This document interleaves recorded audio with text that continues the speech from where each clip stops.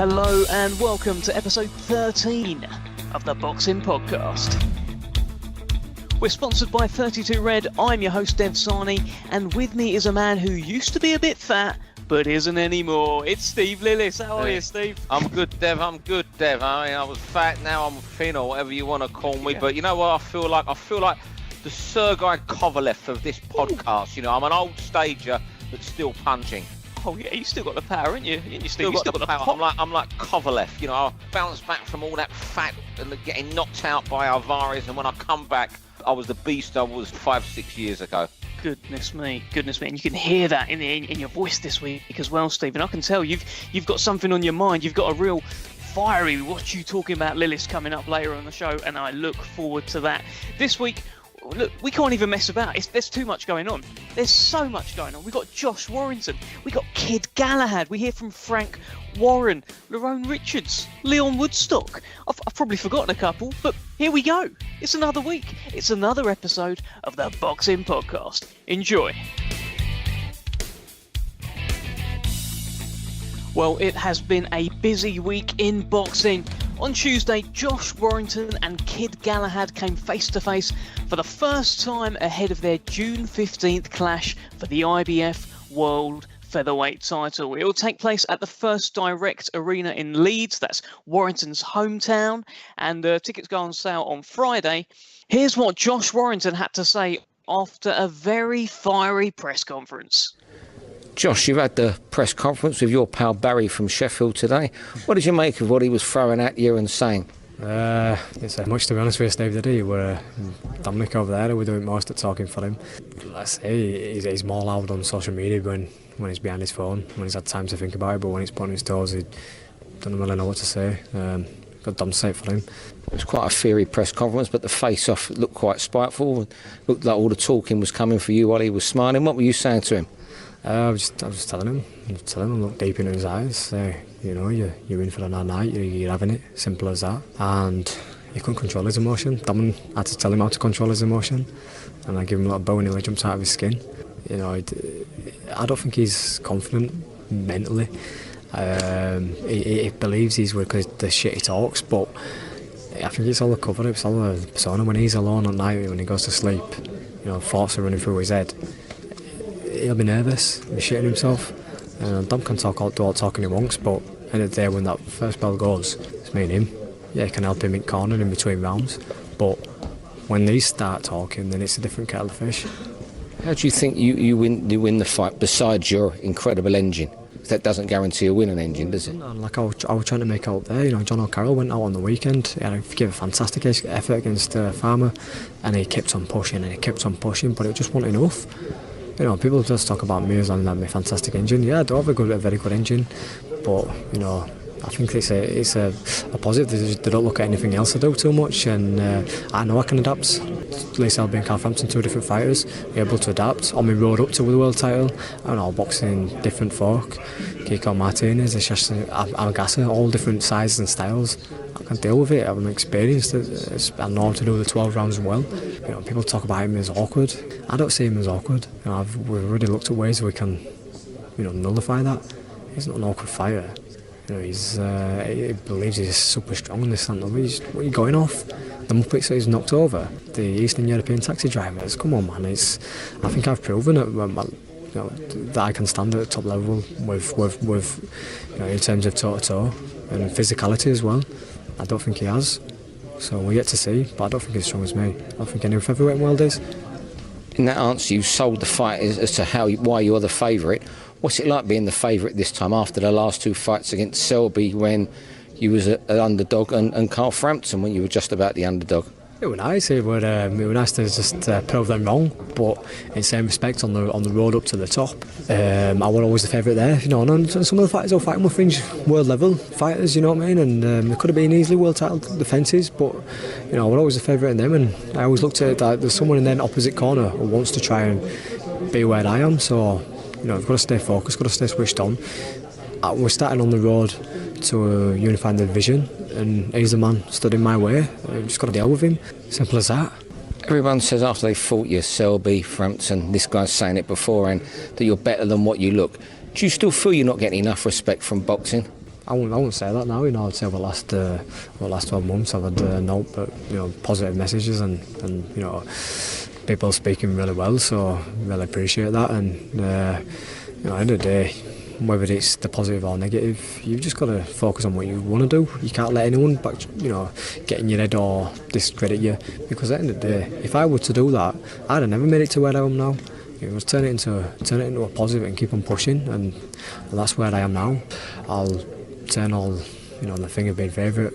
I'll show why I'm the favourite, and that's what you do. And I'll train for this fight just like I do any other. Very vocal thing at the press conference was his drugs ban. Do you feel 18 months was long enough, or should he have got a life ban? Life ban, simple as that.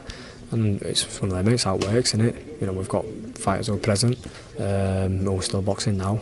The thing is with them, majority of them show a bit of remorse, and it's like, I didn't mean for it to happen, I didn't mean to eat that, I didn't mean to take that nasal spray. Whereas him's like, so what? And it's like, disgrace. Life's online. It's arrogance, it's the way that he conducts himself, goes about it. You can't feel sorry for him. Our sport's a bit funny in that sense, isn't it? So he's been given golden head. That gives me more motivation to fight him. Do you know what I mean? It's a disgrace. Well, that was IBF World Featherweight Champion Josh Warrington. He's confident, he's fired up, he doesn't like Barry's attitude. Let's hear from mandatory challenger 26-0 Kid Galahad. Barry, a lively press conference. Your thoughts after coming face to face with the champion Josh Warrington today? Yeah, everything expected. He's the same old, isn't he? Trying to sell the fight. Do you think his emotions could get the better of him on the night? Because you're emotionless, it seems to me. Listen, it is what it is. That's just it. Like I said in the past, I was, emotions in this game can get you seriously hurt. And he's an emotional man. He always goes in there with his, heart on his sleeve. So, when we get in there, it's going to be a very exciting night. It's going to be a very good night for me, because I'm going to go in there and it's going to be, people are going to expect a very, very even fight, but it's going to be a one-sided beatdown. Why is it going to be one-sided beatdown, given his form in his last two fights? Yeah, listen, he's had two good wins. He's come from, he's boxed there, Lee Selby and Carl Frampton. When Lee Selby boxed him for that fight, I actually sparred Lee Selby, and I sparred Lee Selby for his last fight, and he's a completely different fighter. He was dead at the weight, he was dead, he was completely dead. But listen, it is what it is. You've got to give him credit. I'm expecting him to be even better than them two performances, but like I said, I believe I'm better than him in every single department. And has Nazim Hamid got you into boxing? Has the Prince given you any tips on how to win this fight? Yeah, he's rang me. I don't want to really go into too much detail, but he rang me and said to me a few things, and I took him in. Was Josh Warrington the sort of fighter Naz would have loved fighting, do you think? It wouldn't have lasted more than 3 rounds with Naz. And how long do you think it lasts with you then? 6, no more than 6. Do you still think his dad could pull him out? I know you've made that statement often. You still of that thinking? Yeah, 100%. Listen, his dad, is that his real? Well, I don't really know how it works. Is that his full dad? Yeah, it is. Yeah. Then 100%. His dad's going to be very emotional and slinging the towel. Wouldn't you sling in the towel if your son's getting beat up from pillar to post? I'm not a trainer. I might have the mentality of a trainer. If it was me, but I might have his mentality. When you've got a trainer, it's a bit different. But I'm just saying, when it's father and son, it's completely different. Him watching his son get beat up from pillar to post, he's going to sling in the towel. And what about the pit of hate you're going to receive on the night? Listen, it is what it is. If you want to be a champion, that's what you've got to do. I'm not in this game to make friends. I'm not here to be loved. I don't really care about all that kind of stuff. I'm here to win. I'm winning style. Why are you so emotionless? Listen, this is just how it is. I don't know. Probably just the way I've been grew up. Just how it is. How was you brought up, man? Very, very rough. How rough? Give me an example of how rough it was for you and your family. There was 9 of us in the house, like Nassim Hamed, and we used to live in a 3-bedroom house. We really didn't have much. We used to live in Liverpool. It was that bad sometimes. We couldn't even go outside because there was shootings every day. But listen, this sport, it makes champions, and I believe if you want to be great and be a good champion, you've got to come from some form of tenacity, some form of roughness in this game. And what do you think of Josh as a person now? He's all right, I think he's just trying to sell the fight, being a bit like, he's a bit like a washed up Vinnie Jones, trying to be the, I'm a football hooligan and, all this kind of shit. But genuinely, he's all right. Because you knew him as kids, didn't you? Yeah, still, listen, all this, what you see on here is all front. In real life, he's actually a nice kid. He's just trying to come across like, trying to sell the fight. Frank's told him, listen, we've forked out a lot of money here. You've got to sell this fight. Wow. So Kid Galahad says it's going to be a one-sided beatdown. He says it won't go 6 rounds. He says that Josh Warrington's dad is going to throw in the towel. What says you? Well, I don't agree with anything. I'm not ruling his chances out of winning, but if he does win, it certainly won't be by a old-fashioned beatdown. I don't think it's going to be a beatdown, but I'm certainly not ruling out Barry Awad or Kid Galahad, whatever you want to know him by at this stage. He's a very good boxer, very clever, and from that Ingalls school. But that press conference was very prickly, Dev. You were also there. There's subplots to this fight as well, which makes it more intriguing. There's the amateur rivalry, but I'm not one of those people that rule into that. The big thing is the Galahad drugs bust a few years ago. That was very paramount at the press conference, and I think that sort of thing is going to be jabbed into Galahad every time they come face to face. And how will he react to this come the end of the training camp when they do that final face-off, and he's had that rammed down his throat in almost every interview Josh Warrington does for 6 weeks. They stare at each other, look in the cameras, and they're both doing weight. There'll be hate in the air. Yeah, there really is. And you could tell as soon as Galahad started talking, so this press conference took place at a kind of theatre in Leeds. There was a ton of Warrington fans who came along middle of the day, but they were out there in good force. And as soon as Galahad started talking, the Leeds fans, the Warrington fans were really on his case. They were calling him all sorts of stuff. And you could see Dominic Ingle took a real spot in that press conference of kind of protecting Kid Galahad at times, and he did a lot of the talking for Barry, which is not something that I expected to happen, but I think he felt quite protective. It's someone he's known since he was 13, 14 years old, and he almost took like a kind of father figure in there, saying, hold on, leave our kid alone, as I'm sure they'd say up there. But one question it's been on my mind a lot: at 29 years old, is Kid Galahad still a kid?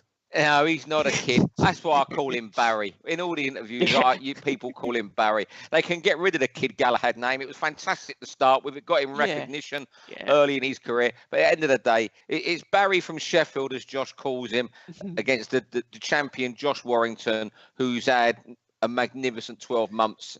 Well, yeah, he has had a magnificent 12 months. I guess the question is there a danger now that he overlooks Kid Galahad? He's almost said as much himself, saying, I've gone from Lee Selby, Carl Frampton to Barry from Sheffield. It's that kind of use of language. It kind of plays down Kid Galahad in this fight. Is there a danger that he gets overlooked? Not at all, Dev. I don't believe that for a second. Josh Warrington has worked too hard to get where he is today.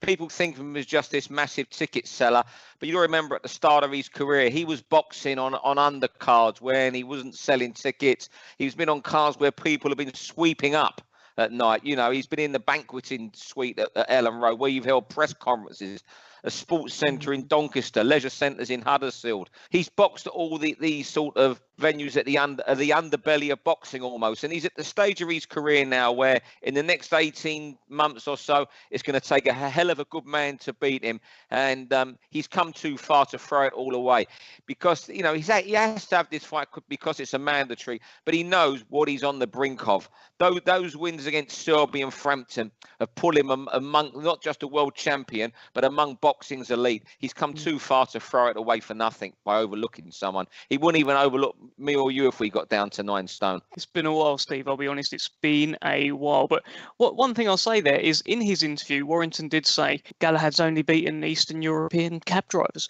I'm sure that's not true, but the sentiment there is that Galahad hasn't beaten anyone of any note. But something I just want to point out is there was no form line heading into the Selby fight to suggest that Josh Warrington was going to do what he did in his next 2 fights. Nothing at all. I mean, maybe his best win was Kiko Martinez. And in that fight, he struggled. Yeah, he had a layoff, but it was a tough fight against Kiko Martinez, who you've seen, Carl Frampton, how Carl Frampton dealt with Martinez. So there's nothing in the form line to suggest he could go on and have the year that he did. So I wouldn't look too closely at who Kid Galahad's beat to this point. Everyone kind of has their moment, right? Yeah, you know what? I found that, I'm a big fan of Josh. I know him very well. His manager, Steve Woods, a friend of mine away from boxing, so one of my few friends in boxing I see outside of the sport. But you look at Galahad's record, there's some decent wins on there. Jason Booth was past it, I've got to be honest. Josh Wow went on and won British titles. And when he beat Jazza Dickens, and that was all getting on for 5.5, 6 years ago, Dickens was unbeaten and one of the most talked about prospects in British boxing then. So you've got to give him some sort of credit for that. The win in America last year, which sort of nailed the mandatory place against Tucker Khan Cleary, was decent. And, he beat Adelson dos Santos, who, got wiped out in a world title fight, but come over and fought Michael Condon last year. So it's not quite as bad. Look, there isn't a world-class featherweight in there, but there's decent. There's been guys who have gone and fought for world titles and won them, having fought much worse fighters. Well, yes, exactly that, Steve. That's certainly something to remember. The man who won the purse bids to stage this June 15th cracker was, of course, Hall of Fame boxing promoter Frank Warren. He was at the press conference, and here he is with Steve Lillis. Frank, fantastic sellout fight that's going to be here at Leeds. Josh Warrington defending against mandatory challenger Kid Galahad. Break the fight down for us. It's a mandatory defence, 2 undefeated fighters. Kid Galahad's got there on merit by fighting his way into a position of becoming the mandatory challenger, and that's where we are. The IBF have ordered it. I wanted to get a unification match for Josh, but this is what they've ordered, the IBF. So he said, I'm not vacating any belts and moving for another title. I want to fight this guy. There's history between us. Let's get it on. So we've got it on. So was you really close to the Valdez fight, I presume? Yeah, we were quite close. He was injured, obviously, Valdez, and out for a while, but we were talking. But anyway, we are where we are now, so we just got to focus, or Josh has got to focus on that.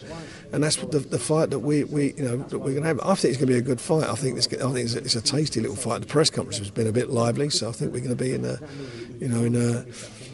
think it's going to be an electric atmosphere on the night. And of course, Kid Galahad, I'm not saying he's rolled, but he mentioned the comment you made about him being bottom of the pile, so he's out to prove you wrong, I guess, as well. He is, but he's bottom of my list. I wanted unification matches. That weren't no disrespect towards him, but that's what it is. But the fact is, he's now top of that pile, so we've got that fight on, and if he wants to prove me wrong in a ring, terrific. That's going to be great for the fans. They're going to see a bit more out of him. When you first signed Josh Warrington, nobody expected him to get to these dizzy heights. I was going to say you did. I remember you said to me, he's a good fighter. What did you see that everyone else seemed to miss in him? I think I see a lot of determination in him, and I think it was him getting, and people somebody having. Look, obviously, his dad and people around him got belief in him, but somebody, I think, working on his behalf, having that belief in him. And I had that belief in him. I felt, I made a birdie to go to him. I spoke to his manager at the time, Steve Wood, and I made him a very lucrative offer on behalf of Queensbury for him to fight and come and fight for us. And that's what he did. And we've been loyal to him, and we worked very hard for him. And that's translated from his perspective and from the fans' perspective, just some really great fights and fantastic performances against world-class fighters where he's not shaded them, and he's won these fights and won them, not to say comfortably, but won them in good style. In the current form he's in, is he at that stage of his career that so many fighters have where for 18 months, 2 years, they're untouchable? I think he's the best featherweight in the world. I genuinely think in a unification match he'll beat any of them. I really mean that. Why? Because he can fight. He can fight. He's got. I use the phrase. He's got a great work rate. He's got a great engine. He's got a good chin. He can punch. Don't worry about people say he's not a puncher. Go and ask Carl. When I spoke with Carl Frampton after his fight, a couple of weeks after the fight, and he said he buzzed me. So I said, all these people saying he can't punch. He said he can punch, and he can. And he's getting more confident. He sets the pace for the fight. He seems to get the fight into the groove he wants it to be. When that bell goes, he controls the tempo of the fight, and he's done that against good quality fighters. Lee Selby at the time, a lot of people were saying he was the best pound for pound fighter in the UK. There was no one in it, was there? He won that by a mile, that fight. He controlled the fight in every department. He out-punched him, he out-gained him, he out-boxed him in every way. Looking at one or two of the other fighters, any news on Tyson Fury when there might be something definitive? There's a lot of talks going on at the moment. Hopefully some announcement within, I hope it'll be within the next, maybe even the next few days, but certainly within the next week, I believe. And in April you're going to Wembley with a lot of your prospects, Daniel Dubois. Yeah. How was that for you when he beat Cavano so easily the other week? Well, I'd say, didn't he do the job? I mean, when you think he went the distance with, was it a little while ago, only a couple of fights before with Parker, who was the world champion at the time. And let's see what he did. And you look when he fought Ortiz didn't do that to him. And this is a kid that was his 10th pro fight, and he only had 7 senior bouts as an amateur. How great is it for these young fighters to be going to a venue like Wembley Arena so young in their career? Because you used the world title fights there, but you're going there with your stacked stable of prospects. Yeah, well, that's what they are. They're all young kids. We've got to keep building the next generation and giving them exposure, and that's what it's all about. And they're coming through. We've got some great young fighters who we work with, and we had that really, I think it was a good quality show and an exciting show at the Royal Albert Hall a few weeks ago. And these guys are going from strength to strength, and they'll be the stars of the future. Are we going to see Dubois Gorman this year? Or are we going to wait another year? No, I'm going to do it this year. We're going to do it by the end of the year, definitely. Well, you just heard Frank Warren mention the next generation of British boxing stars coming through on his upcoming show at the Wembley Arena on April 27th. Well, here's a man getting his chance to shine on that stage. 11-0 super middleweight talent Lerrone Sniper the Boss Richards gets a step-up fight against former British middleweight champion Tommy Langford. They fight for the vacant Commonwealth title at super middleweight. Here's what the new Malden Slickster had to say to Richard Hubbard. Lerrone Richards, big fight, April 27th, Wembley Arena. Tommy Langford, you've got to be happy with that. Oh, great fight, and a great name as well, so I can't wait. You've had to be a little bit patient in terms of names being willing to sign up and fight you. Were you reaching a point where it was kind of getting a bit frustrating, or you didn't think it was going to happen? Do you know, I've been very, very patient, and there's been times where I felt, that I wasn't going to get a fight. I'm just glad now I've got that fight, and it's time for me to shine. No excuses now. Serious business. Do you think it's your own fault you weren't getting those fights because people were looking at you thinking, I don't want a piece of that? Yeah, I'm part of the Who Wants Him club. Well, your style does kind of lend itself towards that, doesn't it? Yeah, the sweet science. The sweet science style. People don't want to fight. Now, you've altered your lifestyle slightly, I understand. You're no longer an employee of Tesco. So is this a case of you dedicating yourself fully to your craft? Exactly, and it obviously gives me an opportunity to now rest when I need to rest and train harder. How are you finding the difference in yourself physically and mentally now you're not doing the 8-10 hour shifts? Big difference. I'm much more happier. Get more rest, meaning I can get more out of my training. Obviously I've got a new strength and conditioner on board, Cameron Goff, which works me extremely hard now. Obviously got Al and that I spend a lot of time with, and big difference, and you'll see it on the night. How does your day work out now? Because we know Al trains the iBox boys in the evening. Do you sort of stay in bed in the morning, or how does your day work out? No, I'd run in the morning. I still do the same routine. I run in the morning, I go home, I rest. Then I have training in the afternoon or the evening, depending whether I've got yoga in the evening. I'll do training in the afternoon. So it all varies on what sort of things I have to do. So are we going to see a new improved Sniper the Boss? Absolutely, and I can't wait. As you can see the smile on my face, I'm really happy, and it's been a long time coming. Commonwealth title on the line, which is another good belt for you to get. It is, absolutely. Credible, and it's pushed me it will push me in line for the British title later on this year, so I can't wait. Tommy, we know all about Tommy. He used to be with us. He's had a couple of setbacks. I mean, he reached a high level, didn't he? I mean, he interim world title fight against Kurt Seedis. He got caught. That can happen. And then he had 2 absolute epic fights. I mean, he was British champion. 2 epic fights with Worldborn, which unfortunately didn't go his way. What's your assessment of him? I've got a lot of respect for Tommy. He's a gentleman. He's very underrated. I think he's a very good boxer. He's got a good engine as well. So it's going to be a tough night's work, but I'm more than happy to... Well, I signed a contract, didn't I? So I can't wait now to do the business. How would you imagine the fight playing out? Do you think it'll be quite technical? I mean, Tommy, by his own admission, isn't a one-punch knockout artist, and probably neither are you. So is it one of these fights that would maybe sort of a technical fight over the distance? We'll see. I don't know what Tommy's going to bring to the table, but whatever he does, I will adjust. People might think I'm a counter puncher. I can box on the front foot too, so don't get it twisted. I can box very, very, very well on the back foot too. So, and inside the pocket, mid range and short range, I can do it all. So, we'll see what happens in the night. Are we going to see a more aggressive approach from you, sort of, because, like I say, people like a bit of blood and thunder, don't they? And I suppose entertainment, TV fights, sometimes is what people want to see. Is that something you're maybe thinking, maybe compromise on your principles a little bit, get a bit of a purist, and maybe sort of show a bit more cut and thrust in there? Well, look, I'm just going to do Lerrone Richards, Lerrone snapping the boss Richards. That's all I'm going to do. That's what I'm good at. That's what's got me here. I'm going to continue to do that. And listen, if I hit him and I rock him, I will finish. Absolutely. But you'll see Lerrone snapping the boss Richards in that ring that day, putting on a good show. Would you admit, though, but sometimes perhaps you've enjoyed yourself a little bit too much in the ring and probably haven't got jobs done as quickly as you possibly could? Absolutely. It's a good question. I just feel like I've done what I had to do. I have enjoyed it a lot in the ring, and a lot of people do criticise me for not finishing the show. But you'll see a new Lerrone Richards on the night, trust me.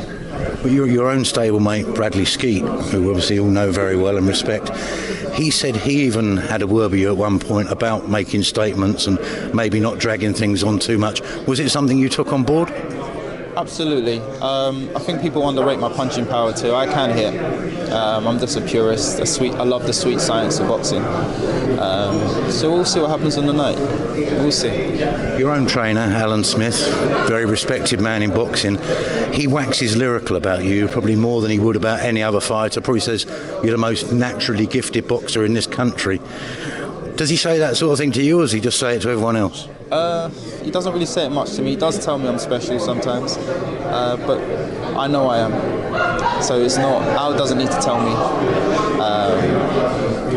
Frank Warren doesn't need to tell me. Francis Warren don't need to. No one needs to tell me. As long as I know, that's the main.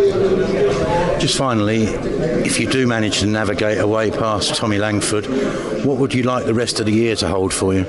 Maybe a defence of the Commonwealth title, or maybe straight British title. We'll see what's available. The British title has been kind of stagnant for a little while, hasn't it? Because of Zach Parker getting injured, wasn't it? He had got the Darryl Williams sort of thing going on. So, I mean, there could be a little delay on that, I guess.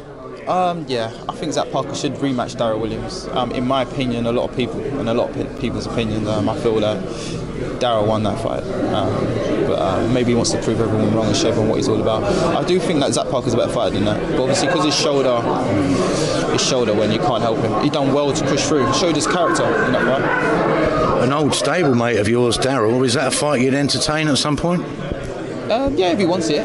There'll be a Commonwealth title on the line now. It'll be more like before they'll mention about the English title, and I would take the fight, absolutely. But it's not enough. And obviously, me winning a Commonwealth title, there'll be more at stake. So yeah, I'm sure Darryl might take that fight as well. Big chance for Lerrone this. You hear so many stories about how good a boxer he is and, you know, how he's making big-name fighters look foolish in sparring. What can we expect from him on April 27th? I want to see the Lerrone Richards that all his gym mates and trainer Alan Smith tells me about, who goes in the gym, who makes people, as you say, look fools. It's well known that he's meant to have schooled Chris Eubank Jr. in sparring. In the ring so far, he's won, 11 or 12 fights, but we've only seen glimpses of him, what he can really do. I just want to see him live up to this big tag that's put onto him by his gym mates like Bradley Skeet and his trainer Alan Smith. One thing I didn't know, though, he comes from New Malden, Dev, and it's where most Koreans in Britain live. Oh, okay. Well, do you think that Lerrone can get his career up and running on April 27th, Steve? Come on, give me that.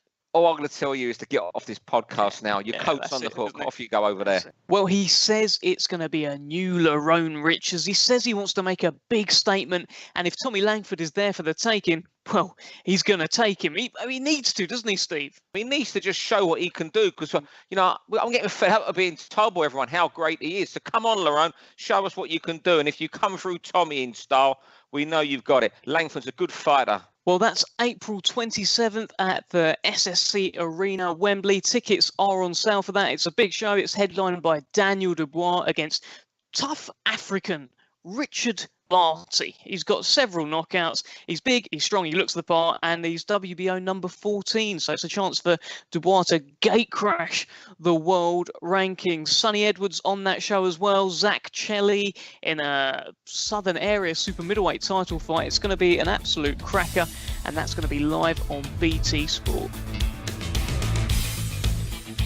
Now, last week you heard from British super featherweight champion Sam Bowen, who didn't speak favourably about fellow Leicester super featherweight Lyon Woodstock. As far as he's concerned, Woodstock had his chance to step up and fight him when initial opponent Ronnie Clark pulled out, but he didn't take it. Well, here's what Lyon Woodstock had to say on the phone, give his side of the story to Steve Lillis. Lyon, thank you for coming on the Boxing Podcast yet again. Hey, we're just a few days out before your comeback fight or after your first defeat. How do you feel in these days leading up to the fight, especially after what you're coming back from? I can't wait, man. I can't wait. I feel like this will be because I've been on a little journey since the unshot defeat. So I feel like this will be like the final chapter in the little journey that I've been on since that fight. So I can't wait for it. What's the journey been? I think it's just been a lot of self-actualization and sorting out my surroundings and my own mental well-being. So what will you say, sorting out your surroundings and your own mental well-being? What's that involved you doing? Basically just getting rid of certain things, people, and just things in my life that are not really helping me get to where I need to get to, if that makes sense. And then obviously there's been a lot of going on in my life, since I was a kid anyways, to this point now, that's took a big part in creating who I am today. But there's a lot of things that I'm not entirely happy with or sure about, which I've needed to address from I'm talking years and years ago. So yeah, it's just my journey. That fight just kind of brought everything up and out, which has been suppressed for quite a few years. So just been dealing with all that. When you talk about things that have been suppressed, what are they? Relationships with people, family? I think it's a little bit of everything, to be honest. I'm really going to specify into what, but it's a lot of a lot, if that makes sense. It's not just one specific thing. So you've come through that journey. You're entering the last chapter at Leicester Arena this weekend. Through, clearing out, doing what you had to do, is your mind clearer and are you a better person? Honestly, that's all I've really been focusing on. I've not even really, my goal was not just going to make me a better fighter. It's just so I can be the best version of me. And I've just been carrying around a lot and not really addressed a lot of stuff in my life. And yeah, so I've just been sorting out all that, really. Sorting out my closet. Yeah. So I know your mum's a big influence, someone you care for greatly. We see her at your press conference. How's she been with you the last 5 months? She's been fine. She's been alright, very supportive. She's been very attentive and made sure that everything I've needed and wanted has been sorted, and just to try to take as much stress off of me as possible so I can just focus on myself and boxing, really. What's the mood been like in the gym with Haj and your great friend CJ Challenger? I mean, I visited the gym before the original date was postponed, and you all seemed in a great place, a happy place at that environment. Yeah, it always is. That gym and them people are my happy place, if that makes sense. That's my getaway from everything in the real world, if you like. I get it, you love that gym. Do you not like the real world, as you call it? I wouldn't say I'm a big fan of the way society is today. That's the whole reason I'm doing all this, to be honest. To try and make some sort of impact or change. Well, what do you see yourself doing for the rest of this year in the boxing ring? Trying to get that British title, man. Yeah. I've got to ask you, on the podcast last week, Sam Bowen said you turned the fight down. Now, can you give me your version of that? Well, it was 2 weeks. Come on, man. Yeah, I know. I'm asking your version. He says you turned. There's two sides to every story. His version is you turned it down. What's your version? Well, it was 2 weeks. So what smart person? Yeah, that raised themselves in any kind of way, going to take a 12-round British title fight with 2 weeks' notice. I know my worth and I know what I've come here to do and I know what I'm about. That's ridiculous. And coming off of a loss as well, it's just stupid. It makes no sense whatsoever. Had I been given the same time to train as him, 100%. When the fight got moved back, I kept hanging on to hoods. I wanted to keep getting the Bowen fight for this show. I was like, get me the Bowen fight, I'll fight him, I'll beat him, I'll take the belt, and it'll be one of the greatest combats ever. Like, so, but obviously it didn't materialize, so it is what it is. But I'm telling you, that's my goal. Whether he's got it, whether someone else has, whether it's vacant, I don't care. This year, 2019, end of 2019, in my head, Lyon Woodstock will be the British champion. And that, so give you the right notice whenever you, and the right notice, the right terms, your fight, Sam Bowen. Yeah, as long as it's fair. You've been great to get on the podcast today, but before we let you go, Going back to that, sorry to interrupt. Go on, you go back to it. Yeah, I'll fight anyone, literally. Like, it don't matter who it is. You give me the date, right time, same amount of training. As long as it's all fair, I'll fight anybody. Turkman Farmer, Javante Davis, Sam Bowen, Archie Sharp again. Anyone, self-fight, anyone.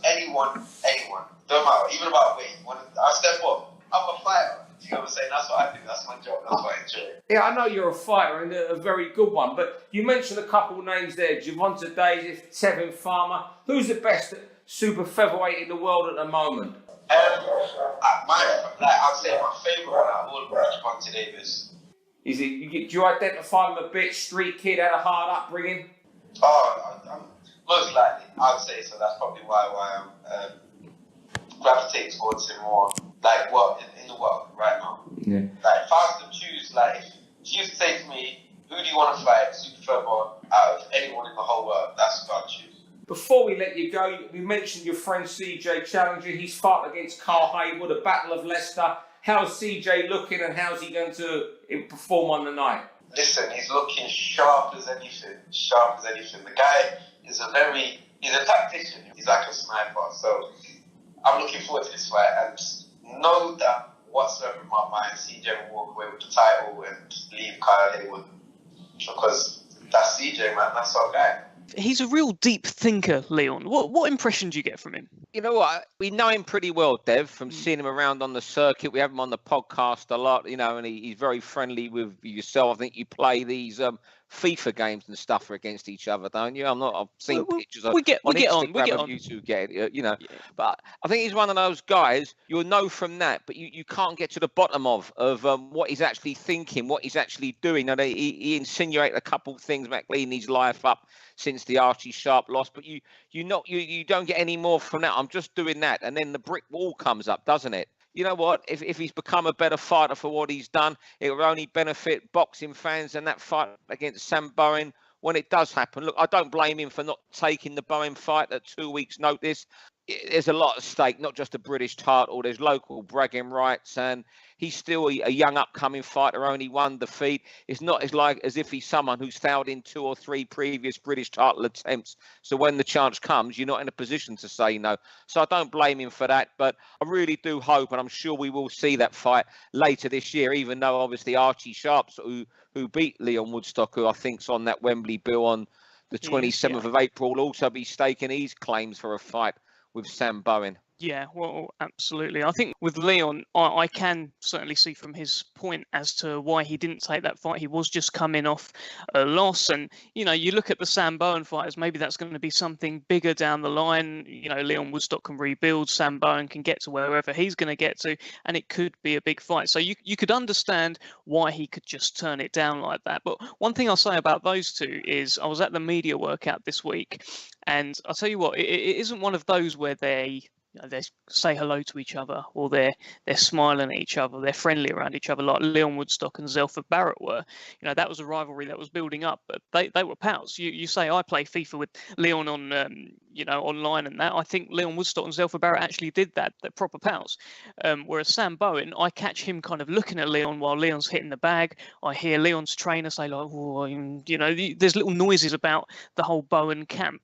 I think generally Lyon Woodstock's camp feels a bit disrespected at the manner of how Bowen is kind of dismissive of them. You can tell that in the kind of demeanour that's coming across, Steve. Have you picked up anything like that?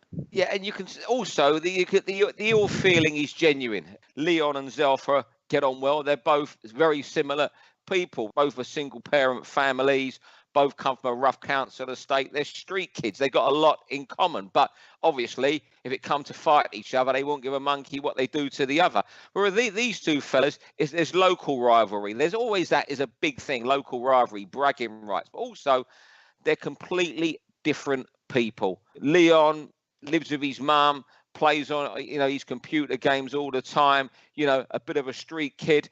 Sam Bowen, he's only a couple, I think 2 or 3 years older, is he? Or not even that, I don't think. 26, I think. I think they're about the same age. But Sam Bowen, he's got like a wife and kids and that. A mortgage. He works full time. So they're different people. They wouldn't mix in life outside of boxing. So they're completely different people. So they most probably, not just in boxing, they can't understand how the other one's living like that age. So, there's that adds to it. And they would have looked, and I can believe that when you said when you were at the workout in Leicester that they just glanced at each other. And when they glanced, it wasn't nice thoughts going through each mind. Well, the man that is taking on Sam Bowen this weekend is the Scottish super featherweight champion, Jordan McCory. He gets his crack at the British title. Steve gave him a call a little earlier in the week, and here's what he had to say. Jordan, you've been a professional for getting on for 8 years now. You've had a few bumps on the road. Has it been a long time coming, this British title fight?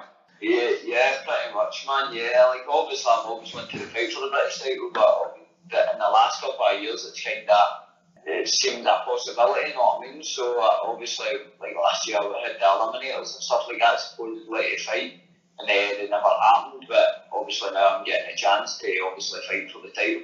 How did it come about, the fight? Because wasn't it going to happen a few months ago and for some reason it never happened? Yeah, well, I think he was meant to fight last month, wasn't it? Around about the same time, obviously, last month. And then I just get a phone call from Sam Gallagher, my promoter. He was just saying, do you want to fight Sam Bowen for the British? So it's happening next month, obviously, because I'm sure there was a lot of pullouts or something. There was a lot of boys injured. So obviously, they moved the date. I just said yeah right away, so that was about a month ago this weekend. Yeah, I suppose you had those setbacks. You wasn't really in a position to tell them to come back in 6 months, were you? Nah, not at all. Nah, so you just if the opportunity arises and you need to try and take it into it when it comes up. If an opportunity comes up, or that's it pretty much. What's your opinion of Sam Bowen from what you've seen of him? Obviously, he hasn't got your experience, but he's unbeaten. Nah, he's an avoided fighter, to be fair. Yeah. I think Frank Warren's got a lot of boys in the top 10 for this super featherweight division, so you would think maybe they've been asked before me, but obviously I've been asked, I've took a chance, so but he's a good boxer, strong, big for the weight, so it'll be a hard night's work for me, but I honestly think I'll beat him on the night, definitely. Why do you think you can upset Sam Bowen? Just as you said, the experience. I've got the experience of obviously I went over to Geneva the last night there for a good boy. Obviously, all his crowd and that was there, but that doesn't really faze me, to be fair. But obviously, I feel like I'm a lot better boxer, like boxing ability and stuff like that. So it'll be a good clash of styles because he likes to obviously come forward and throw the bombs, doesn't he? Just ask you about that trip to Geneva when you lost to King of Manzi. He was about 29-2 and storming up the rankings. Was the decision okay? Because I noticed two judges, one had it very wide, one quite wide, and another judge had it very close. Had he scored 2 draw rounds your way, you would have got a draw, or you would have drawn on his card.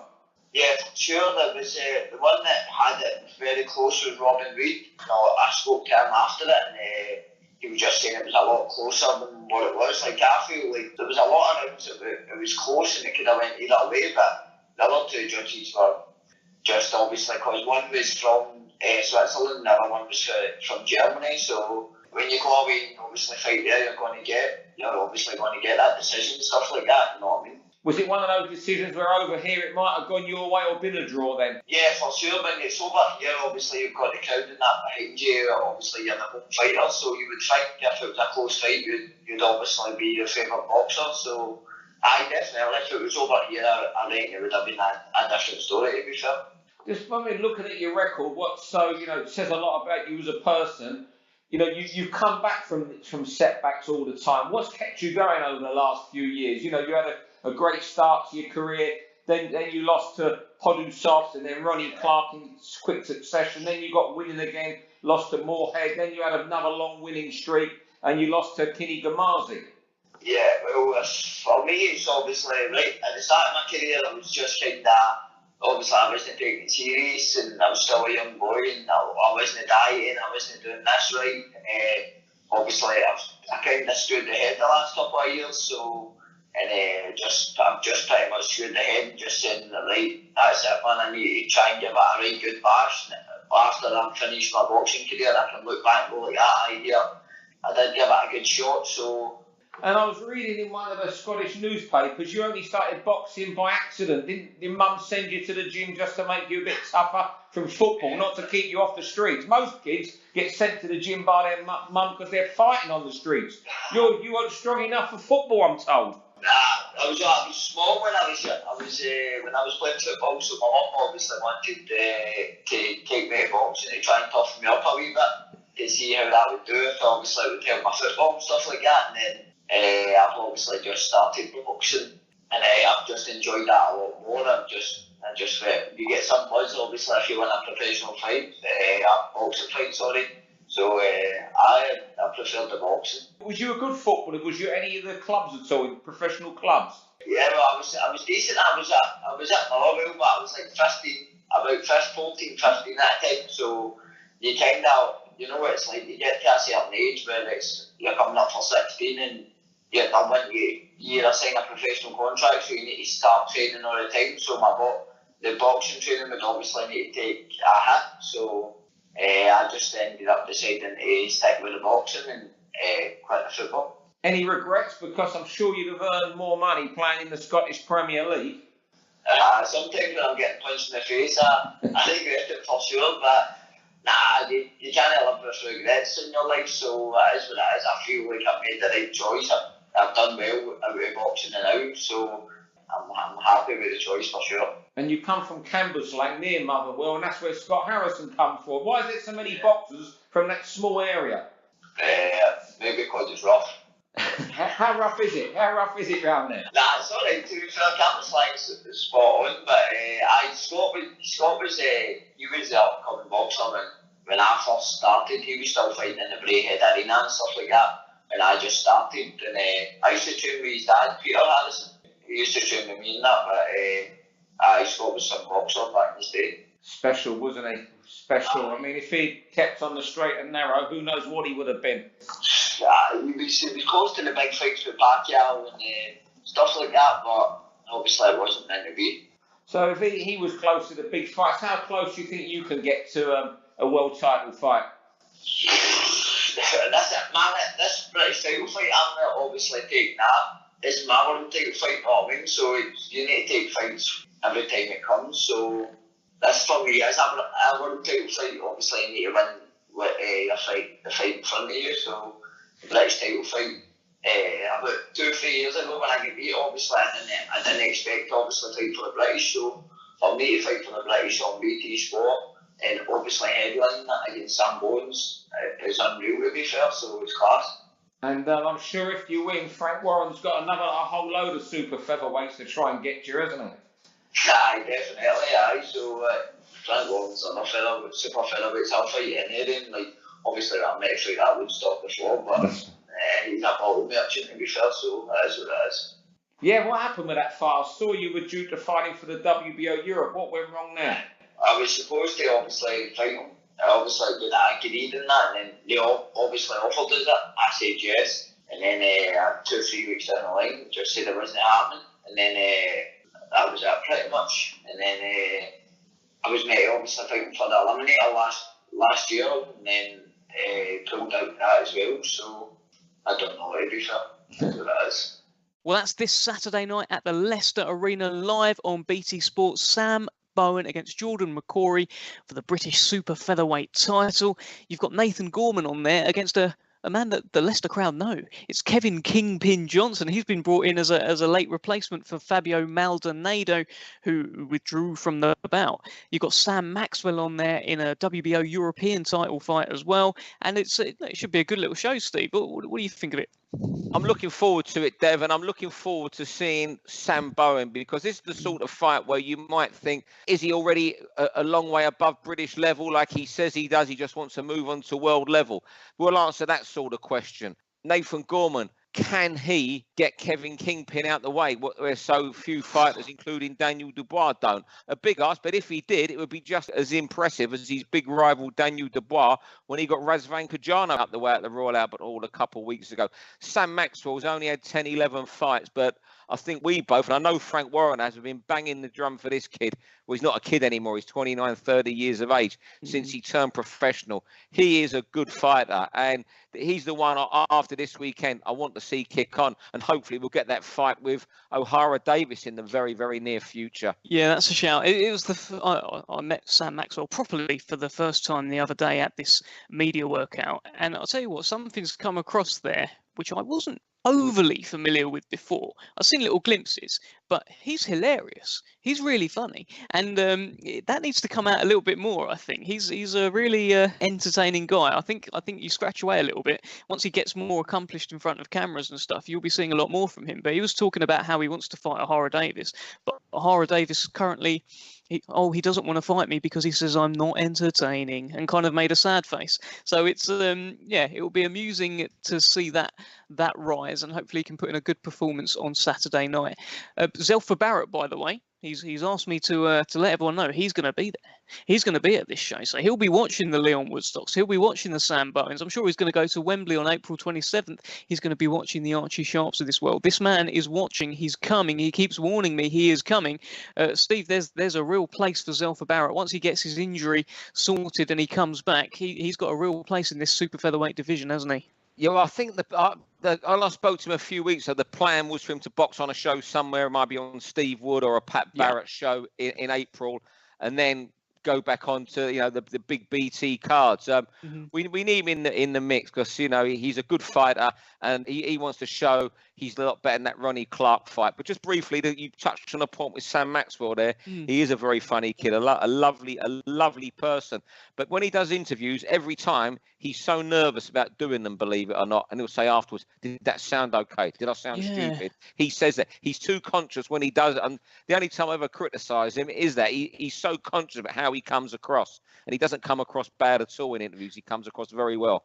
And actually, just saying that, so he was at the media workout. He was on quite late on, and he was just watching. And I said, "Oh, you're right. Like you're going to be on in probably about 40-45 minutes." He's like, "Yeah. I've just seen what the other guys do. Like, I haven't really done one of these before, so I don't want anyone to kind of laugh at me, kind of thing." I was like, "This is a guy who shared the ring with Vasyl Lomachenko. He got very high as an amateur, former part of the GB setup, and he's nervous about doing a media workout." So I certainly see that, Steve. Oh, he is, and he switched on the Christmas lights in his home borough, Highton, just outside Liverpool, and he was almost, when they rang him up to do it, around a lot of footballers have come from that area who played for Liverpool, Everton.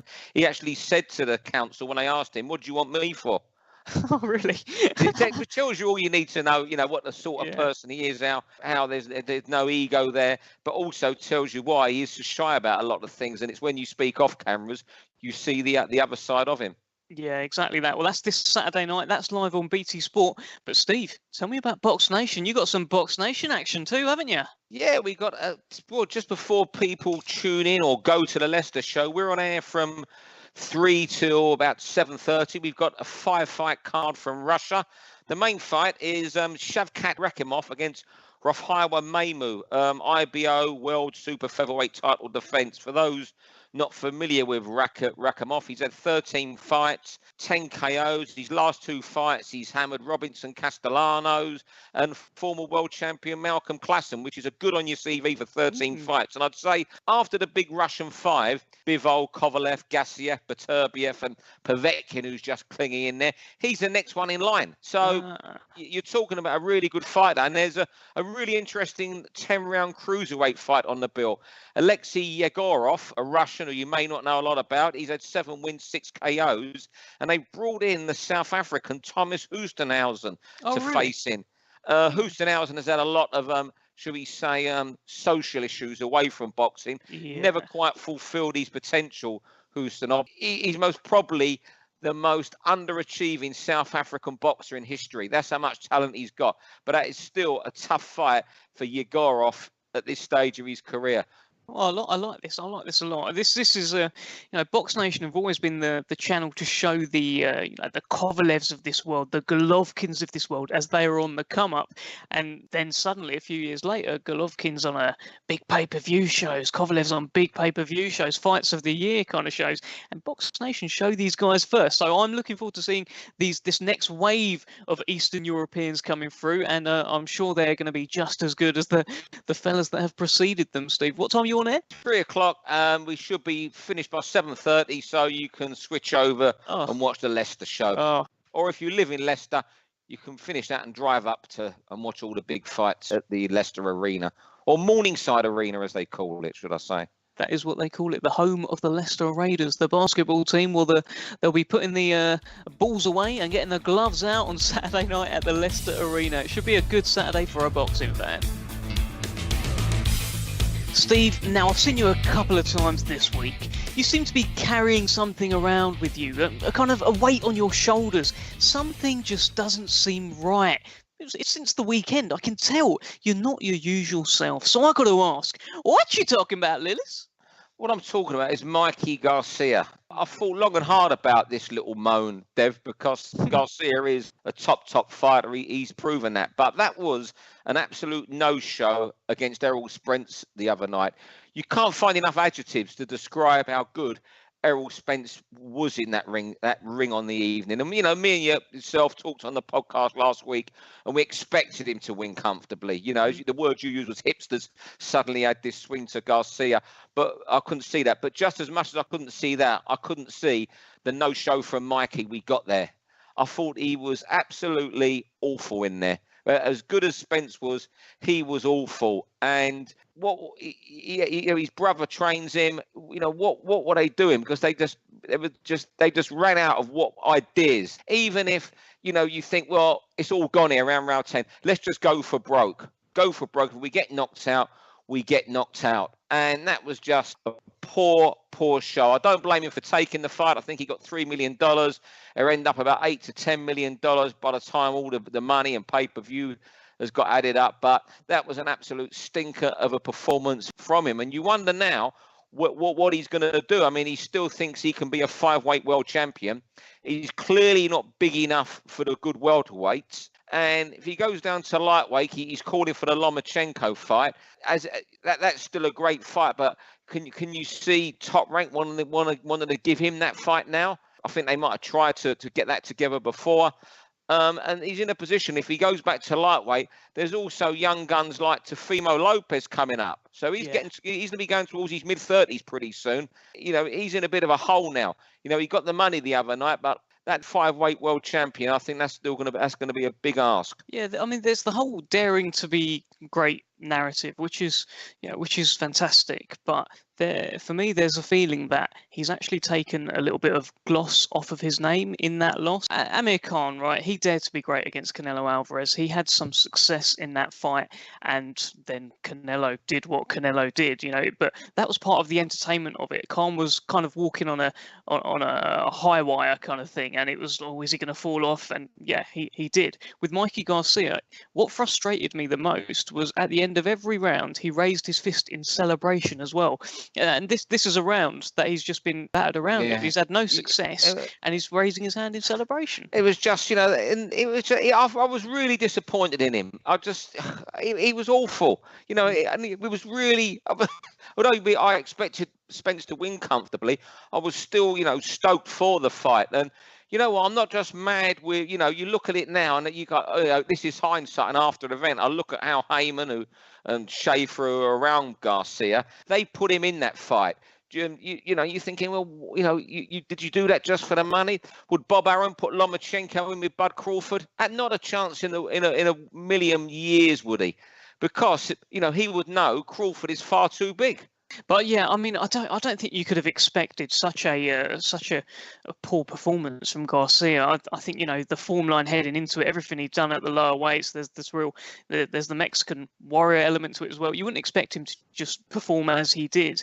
But also, I don't want to take too much away from Errol Spence there, because he was brilliant. He was brilliant. Exactly. You know, he was brilliant. But it's like a lot of things in life, in football, cricket, any sport, as great as some people are at times, you've got to look how bad the other team were. I mean, you know, quick analogy would be the West Indies in their T20 matches against England when they were bowled out for 70 and 40 a few weeks ago. They was awful, as good as England bowlers were. It's taking nothing away from Errol Spence, who showed what a great fighter he is and why people were excited about him for a reason. You just expect more. You'd expect more if from a challenger who was 40-1 to beat Spence, wouldn't you? Perhaps so. Well, give me a quick line on what do you think Spence is going to do next? He's the IBF world champion. He's got, you know, Keith Thurman on his side. Keith Thurman's a PBC fighter. Danny Garcia, Sean Porter is the WBC champion. What does he do next, Errol Spence? I'd like to see the Thurman fight at welterweight. I don't want to see the Pacquiao fight at all. That would be a horrible watch. But they're good, you know. Do big numbers. That fight, though. Hey, Spence Garcia did, I think I'm told, did over 350,000 buys. If that's true, it doesn't sound a lot, but that's good figures for two guys that they're not mainstream names. We in the boxing trade, we know how good they are, but that's decent figures. So I think the Pacquiao fight wouldn't shock me, but it's not one I'd like to see as a boxing fan. I'd like to see the Thurman fight, and then he could maybe move up a weight. Fight him and Jarrett Hurd would be a good fight. Oh, yeah. Hopefully they can. Yeah, that's a great fight. I see Jarrett Hurd moving up in weight at some point as well, so maybe it's a catch weight contest. But that is a great fight. And let's not forget, of course, Terence Crawford, and hopefully he can get some of these big fights as well. He's got Amir Khan coming up, of course, on April 20th. He's a big favourite in that fight. Let's see if he can get past Khan. But after that fight, I wonder what he's got in store. Good rant, Steve. Not a lot of love for Mikey Garcia this week, huh? No, hey, look, he's a good fighter. I'd love him to prove me wrong, come back and go and then eventually win all these world titles again. I just thought that was really disappointing. And you know what? There's young guns coming through now. You know, people now are going to expect something. Mikey needs to turn his career around by doing something special in the ring again. Before we go, let me pick your brains on Deontay Wilder versus Dominic Brazil, WBC World Heavyweight Championship fight, which is scheduled for May. It was announced earlier this week. What do you make of it all?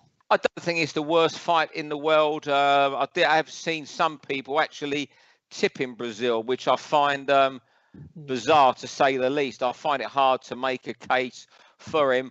Perhaps I'm still thinking of, when he got beat by Anthony Joshua 3 years ago. Since then, he's had wins against Ugona, Eric Molina, Carlos Negron. Is 3 fights in almost 3 years. That isn't. You need a bit more than that to be rated with a chance to take on Deontay Wilder. I mean, Wilder gets a lot of stick for everything he does wrong, but I don't think he's the worst champion that people make him out to be by any stretch. Okay, he had that get out of jail draw against Tyson Fury when he was very lucky, but we saw what a dangerous man he is in that fight in rounds 9 and round 12 when Fury sensationally got off the canvas. I don't think he's as bad as what he's seen in that time since Joshua beat Brazil. Just look who Wilder's fought since, Bermane Stiverne, the 1-round blowout, but he's come through a tough fight against Luis Ortiz where he dug deep again, bit on his gum shield and got the stoppage in 10 rounds, and the Tyson Fury. I think that is far too much for the likes of Dominic Brazil when they meet in Brooklyn. Yeah, I'm with you on this. I don't see. The only way Brazil for me wins this is just because it's heavyweight boxing and anything can happen at any time. And you've seen Deontay Wilder get rocked and get hurt by the likes of Eric Molina, Joanne Duapas. Tyson Fury rocked him a couple of times as well. So there is always that avenue there. There's always the question. You see Deontay Wilder, he's got amazing power. He's got very skinny legs, and you think maybe that's at some point that's gonna show. But I think Wilder gets a lot of unnecessary stick. If you look at his last 2 fights, he did take on Tyson Fury, he did take on Luis Ortiz, and the Ortiz fight for me, that was the epitome of high risk, low reward. So I think he comes into a lot of unnecessary stick. Yeah, you just about. I was going to go back to the Ortiz fight. We saw the power. We saw his weaknesses against Fury. What he isn't good at, how Fury could outbox him. We saw how he could hit, but we saw in the Ortiz fight how tough he is. And you mentioned fights there when he's rocked, so that makes people say he hasn't got a good chin. You can say just as much his chin might be suspect, but he's shown what a tough son of a gun he needs to be at times. He's okay, Wilder. He's not one of the greatest world champions of all time, but there's been plenty worse, and some of the stick he gets is not warranted. Well, this Saturday night, BT Sport, Leicester Arena. It's Nathan Gorman against Kevin Kingpin Johnson. It's Sam Bowen against Jordan McCory, a defence of his British super featherweight title. That's from the Leicester Arena. Box Nation have got a cracking little Russian show as well at 3 o'clock from Russia with Glove. Remember to tweet us any comments at Steve Lillis, at Sahni Dev, at The Boxing Pod, and come and follow us. You're all welcome. Tell you what, leave us a review. 5 stars only, please. We'll be back next week.